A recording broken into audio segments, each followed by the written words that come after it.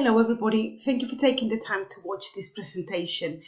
I'm going to cover with you how your children learn at KS3 and what our lessons look like.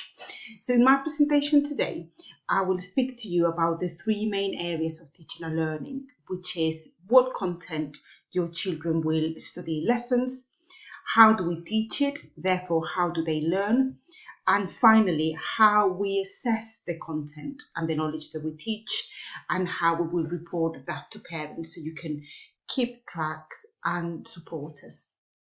So first of all, on the screen, you can see a picture of our curriculum and our curriculum vision. So on the very top of the screen, you can see the range of subjects that we offer at KS3 and KS4.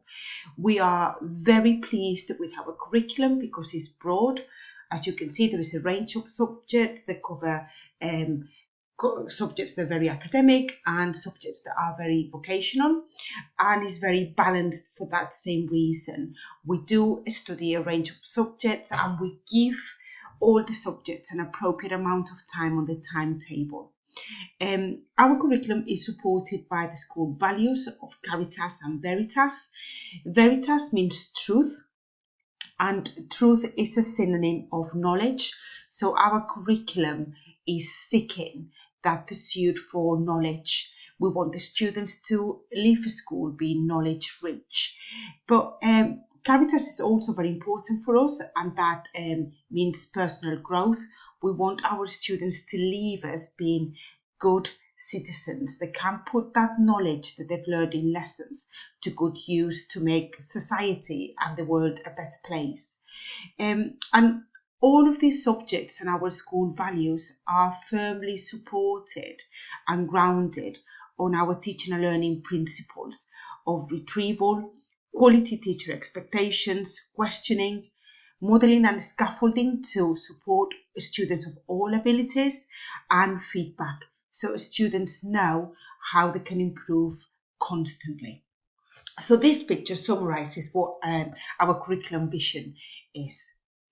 I'm going to take you now to this document that you can find on the website called Curriculum Maps.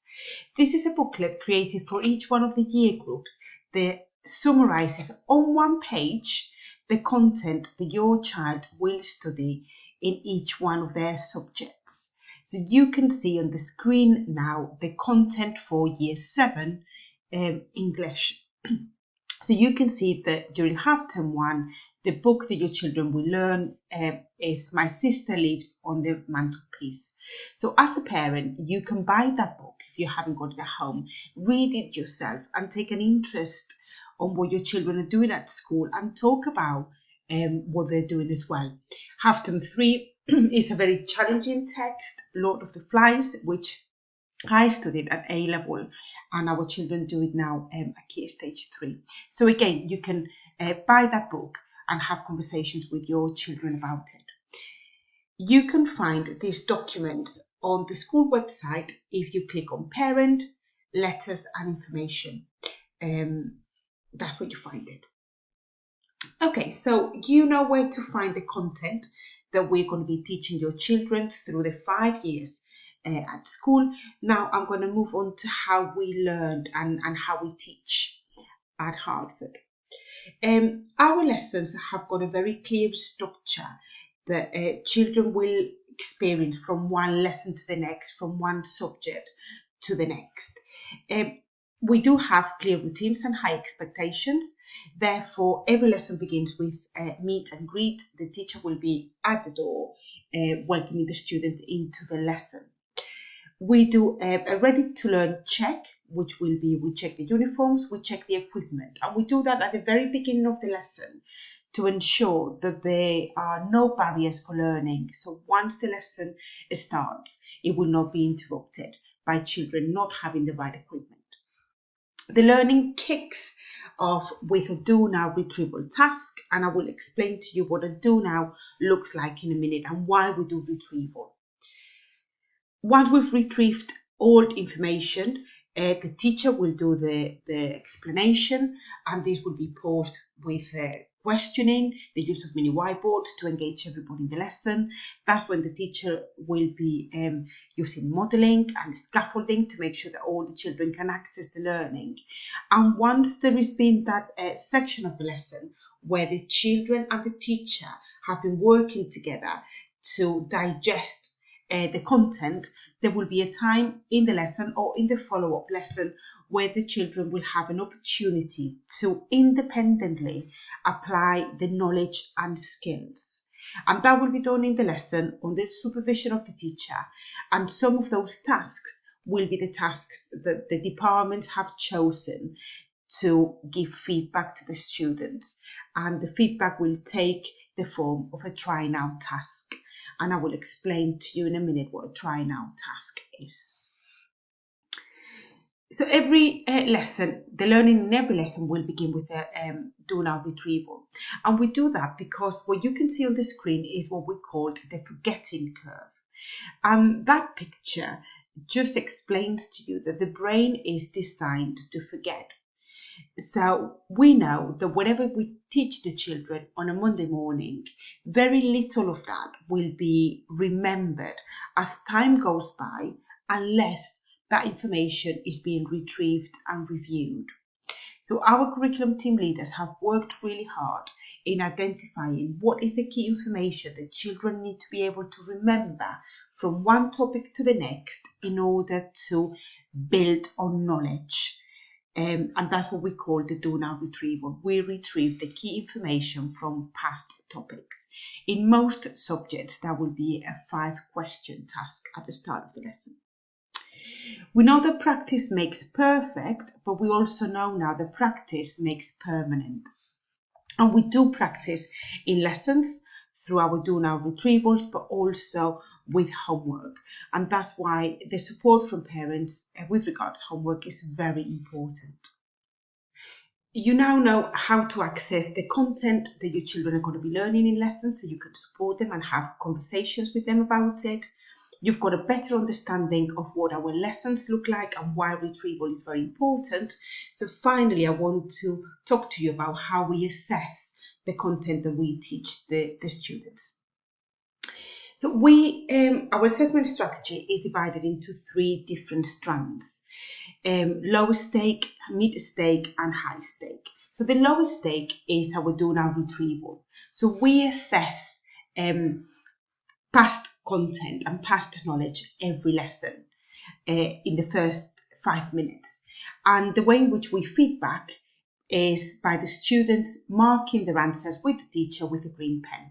So the teacher, within the first 5 minutes of the lesson, will know if the students are remembering past knowledge. And this is a very powerful tool that informs our teaching and our planning. We know if there is something that we have to reteach because the students are not quite remembering. Our mid-stake tests is our bookmarking. These are production tasks, extended pieces of writing for academic subjects. For practical subjects will be the completion of a project, a piece of art, a piece of music, a performance in dance. And they will happen twice a half term. And these tasks are marked by the teacher. So the do now retrieval is marked by the students under the guidance of the teacher, but the mid-stake tests are marked by the teacher. Everybody in the year group will have the same mid-stake tests, and we will give the students a comment on the strengths, what they've done well, and a try now task, which gives the students an opportunity to address the misconceptions, the things that they've got wrong, so progress can be made. And those try now tasks will be bespoke to the students. Our high stake tests are what you would normally call an assessment, an exam. Is an accumulation of the knowledge and the skills that we've taught from the beginning of the year. So the mid-stake tests or tasks will test what the student is learning there and then at that time. Your high stake is a summative test. It's a longer period of time. They happen twice a year for Key Stage 3 students and 3 times a year for Key Stage 4 students. They will be in January, so mid way through the year and at the end of the year. And the way in which we feedback is the same. We spend time in the following lessons going through the misconceptions, the things that students need to be retaught, and the things that they need to learn to fill any gaps in learning. The information that we gain from the high-stake tests is what we will use to produce our reports. So now I'm going to talk you through how we report to parents on their personal achievements and their academic progress. So we will report to you twice a year after the high-stake assessments, and this is what the report looks like. You will be able to see all the subjects studied by your children on the left-hand side. We will report on attitude to learning in class and attitude to homework. And that is very important because attitude to learning is what makes all the difference often in terms of progress and academic achievement. The way in which we're going to report their academic achievement is by the use of the terminology that you find in the metals: bronze, silver, gold, and platinum. And I will explain to you what those metals equate to in a minute. We will give your child a pathway using the Stage 2 data, and that pathway would indicate the potential that your child has got to achieve grades at the end of year 11. The attainment pathway that you can see on the right hand side gives you information about how they're doing now at the time when they are doing the high stake assessments. So you know that the high stake assessments will be the main source of information. The platinum, gold, silver and bronze pathway is the terminology that you will see on the report. And this suggests that your child is heading towards, if they continue to work at that rate, a grade 8 or 9, 6 to 8, 4 to 6 and 1 to 4. So it gives you an indication of what their current performance will lead to at the end of Key Stage 4, but it also tells you how they are working at this moment in time. So the first time you will see this report will be in January for all Key Stage 3 students, and prior to that we'll have the opportunity to talk you through this report in more detail. As we're talking about academic achievement and reporting, I thought it may be useful for you now to have a list that summarizes the key events and the key reporting dates for your children at Key Stage 3 this year. So you can see that we will send you an attitude to learning report in October. There will be a progress day in November, and that will be an opportunity to discuss your children's attitude to learning. The first high stake will take place in January, so that you will get the first report. The second high stake assessment will be in June or July, and then we will send you the second report. And finally, you can see the dates for parents' evenings for year 7, 8 and 9, and obviously the year 9s, as they're choosing their options for Key Stage 4, there will be an options evening once you've had the opportunity to meet with teachers the week before at parents' evenings. I'm going to finish off by telling you how you can support your child by accessing two very effective tools that are at your disposal at Hartford. So the first one is the knowledge organizers, which are booklets that summarize all the core knowledge for each subject. They are the best revision guides and the best tool that your children can use to do homework as well, and for you as a parent to support them. And secondly, this app, Satchel One, that we've introduced this year. So I'm going to talk briefly about the knowledge organizers.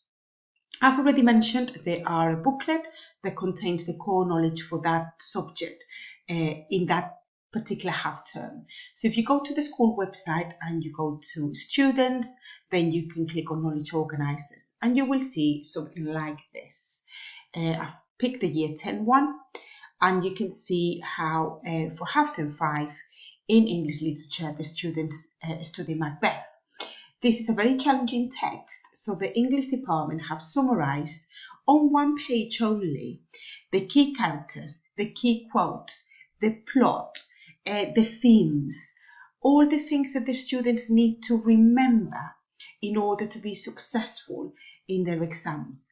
And we've done exactly the same for Key Stage 3 for every subject, for every half term. So I would encourage you as parents to have a look at those knowledge organisers and ask your children to use it as well and refer to them when they're doing homework. They don't take textbooks home, and these are the best textbooks, the best revision guides.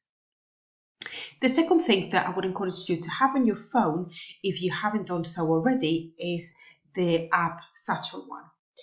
This gives you instant access to information about homework, behaviour, timetables, attendance and detentions. And the key is instant.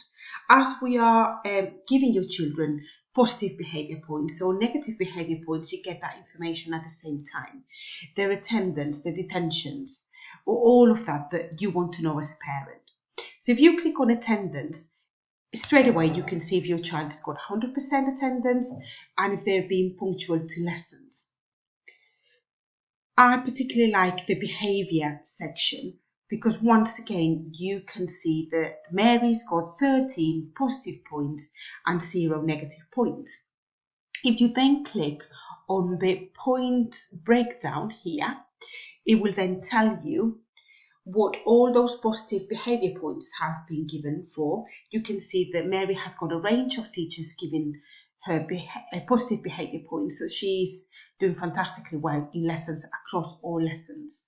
If she had negative behaviour points, you would also be able to see in what subject and the reason why.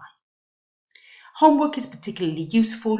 We are seeing a great increase in students completing homework on time, which is only helping them to become more organised with their times.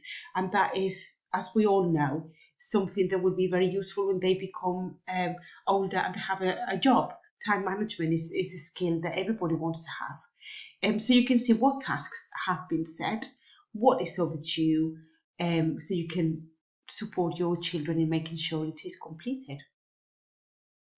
If you click on the tasks due or tasks set, you can see a list of the subjects and the type of task and an explanation. So your children cannot say anymore, oh, I don't know what to do, I didn't write it down, I haven't got any homework. It's much easier for everybody. If you have any questions, please do not hesitate to send an email to your child's head of year or email me directly. But I hope this presentation has given you an overview of what learning at Hartford Church of England looks like for your children. Thank you very much for your time.